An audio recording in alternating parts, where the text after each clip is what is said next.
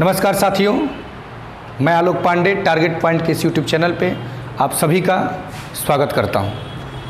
देखिए दोस्तों, प्रतियोगिता दर्पण का मार्च अंक का अंतर्राष्ट्रीय समाचार की श्रृंखला चल रही थी, अंतर्राष्ट्रीय समाचारों की श्रृंखला चल रही थी। तो इसी के तहत एक न्यूज़ है कि इंडोनेशिया में यात्री विमान दुर्घटनाग्रस्त हो गया और सभी 62 सवारों की मृत्यु। अक्सर आप सुनते होंगे कि जो लोग भी प्लेन में यात्रा करते हैं, जब प्लेन क्रैश हो जाता है तो कोई बचता नहीं है। तो सभी 62 सवारों की मृत्यु, ये समाचार दिया हुआ था। इसमें कुछ पॉइंट महत्वपूर्ण होता है, हम समझ लेते हैं परीक्षा के लिहाज से। निजी क्षेत्र की ये विमान सेवा कंपनी थी श्री विजया एयरलाइंस। श्री विजया एयरलाइंस की विमान थी ये, और निजी क्षेत्र की विमान सेवा कंपनी है। निजी क्षेत्र की विमान सेवा company Shri Vijaya airlines. Shri Vijaya airlines Indonesia का एक घरेलू उड़ान है। ये घरेलू उड़ान को संचालित करता है श्री विजया एयरलाइंस, और इसको वहाँ के लिए बजट एयरलाइंस कहा जाता है कि आम आदमी के लिए बड़ा सुलभ होता है, सस्ता होता है घरेलू कनेक्टिविटी के लिए। जैसे भारत में, अपने इंडिया में आप देखेंगे उड़ान स्कीम केंद्र सरकार ने लॉन्च किया था। उड़ान, उड़े देश का आम नागरिक।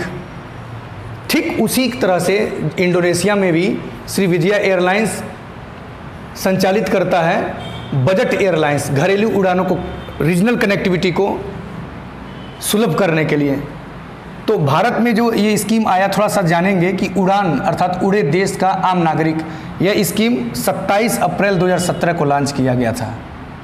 27 अप्रैल 2017 को लॉन्च किया गया था केंद्र सरकार के द्वारा रीजनल कनेक्टिविटी के लिए। अब देखते हैं, इम्पॉर्टेंट हो सकता है आपका, चूँकि इससे जुड़ा हुआ पीडी में तो नहीं दिया हुआ, लेकिन चूँकि उसी से संबंधित है तो मैंने इस चीज़ को जिक्र कर दिया। फिर देखिए, ये विमान गिरा कहाँ? जावा सागर में गिर गया। जावा सागर में इसका मलबा मिला, अर्थात जावा सागर में गिरा हुआ जो विमान था, उस विमान का नाम था बोइंग 737-500 विमान। बोइंग 737-500 विमान। ध्यान देंगे, बोइंग अमेरिका की विमान निर्माता कंपनी है। बोइंग क्या है? अमेरिका की विमान निर्माता कंपनी है, विश्व की नंबर 1 की विमान निर्माता कंपनी है। यह जो विमान था, यही विमान दुर्घटनाग्रस्त हुआ है। ये विमान जकार्ता से पोंटियानक जा रही थी।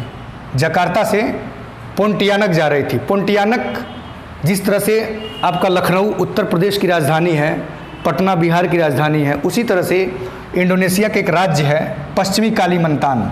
तो पश्चिमी कालीमंतान की राजधानी पोंटियानक है, तो वहीं जा रही थी। जकार्ता से पोंटियानक जा रही थी। इंडोनेशिया की राजधानी जकार्ता है। एक चीज़ ध्यान देंगे, इंडोनेशिया की राजधानी जकार्ता को शिफ्ट किया गया है, ये बहुत महत्वपूर्ण है। इंडोनेशिया की राजधानी जकार्ता डूब रही थी, ये परीक्षा के लिहाज से बहुत महत्वपूर्ण है। यह बोइंग विमान, कहा जा रहा है कि यह जो बोइंग विमान है, यह 26 वर्ष पुराना था। 26 वर्ष पुराना था। इतना पुराना जहाज उड़ाने की क्या ज़रूरत था? उसे म्यूजियम में रख लेना चाहिए था। यही सब समस्या है। दुर्घटना का कारण पायलट द्वारा विमान पर नियंत्रण खो देना बताया जा रहा है। दुर्घटना का कारण पायलट द्वारा विमान पर नियंत्रण खो देना बताया जा रहा है। हालांकि अभी इसकी जांच हो रही है, वास्तविक कारण क्या था ये अभी पता नहीं चला है। देखिए, जब भी किसी भी विमान की दुर्घटना होती है तो उसमें एक बड़ा महत्वपूर्ण चीज़ ये होता है कि एक ब्लैक बॉक्स नामक डिवाइस होता है। एरोप्लेन के पिछले हिस्से में लगा होता है ब्लैक बॉक्स, और इसको हम बोलते हैं फ्लाइट रिकॉर्डर। इसको कह सकते हैं कि इलेक्ट्रॉनिक रिकॉर्डिंग डिवाइस होता है। ये क्या होता है? Black box electronic recording device होता है, अर्थात विमान की सारी गतिविधियां उसमें क्या होती हैं? रिकॉर्ड होती हैं। तो ब्लैक बॉक्स के आधार पे ही किसी भी विमान की दुर्घटना होती है या दुर्घटनाग्रस्त होता है कोई भी विमान, तो इसके आधार पर ब्लैक बॉक्स का निरीक्षण करके, ऑब्जर्वेशन इससे करके ये पता लगा लिया जाता है कि आखिर विमान की दुर्घटना का रियल कारण क्या है। क्योंकि कोई इसमें बचता तो है नहीं कि कोई बताए कि हाँ ड्राइवर की गलती थी, या मार हो गया, मारपीट हो गया, क्या हुआ। कोई बचता नहीं है। तो ये ब्लैक बॉक्स की मदद से ये पता लगाया जाता है कि विमान दुर्घटनाग्रस्त हुआ है तो उसका कारण क्या है। अभी ध्यान दीजिएगा, यहाँ से इंपॉर्टेंट प्रश्न ये बनता है, ये आपके पीडी में नहीं दिया हुआ है, लेकिन ये पढ़ने से अनुभव में हम लोगों के आया है कि ये अक्सर इस तरह की चीज़ें कभी कल परीक्षा में पूछ लिया जाता है और ये इसका संबंध प्रत्यक्ष रूप से इससे जुड़ा हुआ होता है। प्रत्युत्तर दर्पण आप पढ़ेंगे तो उसमें इसका जिक्र नहीं है। तो यह ब्लैक बॉक्स जो होता है, नाम है इसका ब्लैक बॉक्स, लेकिन होता है ऑरेंज कलर का। मोस्ट इंपॉर्टेंट, ऑरेंज कलर का होता है, ऑरेंज रंग का होता है। ये ऑरेंज कलर इसीलिए होता है ताकि जब मलबा बिखर जाता है तो ऑरेंज कलर को ढूंढने में सहजता होती है, क्योंकि यदि ब्लैक बॉक्स को ब्लैक ही कलर में कर दिया जाता है तो उसमें पता नहीं चल पाता मलबा जब बिखरता तो। लेकिन ऑरेंज कलर होने की वजह से ब्लैक बॉक्स को हम लोग आसानी से, मतलब दुर्घटनाग्रस्त के बाद इसको आसानी से क्या किया जाता है, ढूंढ लिया जाता है। तो इसीलिए इसका कलर ऑरेंज होता है। दूसरा चीज़ देखेंगे कि ये ब्लैक बॉक्स जो है, इसको हम ब्लैक बॉक्स को दो भागों में बांट के हम देखते हैं।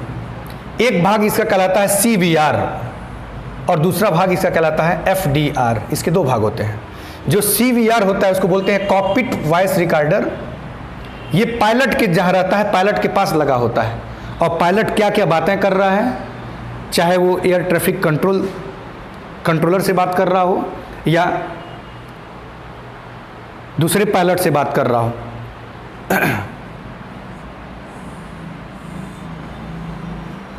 तो कॉकपिट वॉइस रिकॉर्डर होता है CVR और दूसरा होता है FDR, जिसे बोलते हैं, ये पूरे जहाज की रिकॉर्डिंग रखता है। ये केवल पायलट की रिकॉर्डिंग रखता है, केवल पायलट की रिकॉर्डिंग रखता है CVR, और FDR क्या करता है, पूरे जहाज की रिकॉर्डिंग रखता है। इसको बोलते हैं FDR को फ्लाइट डाटा रिकॉर्डर।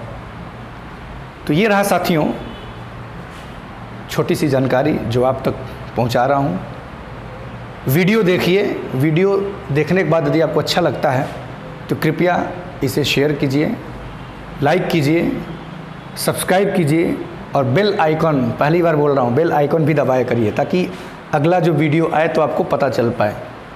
वीडियो देखने के लिए बहुत बहुत धन्यवाद।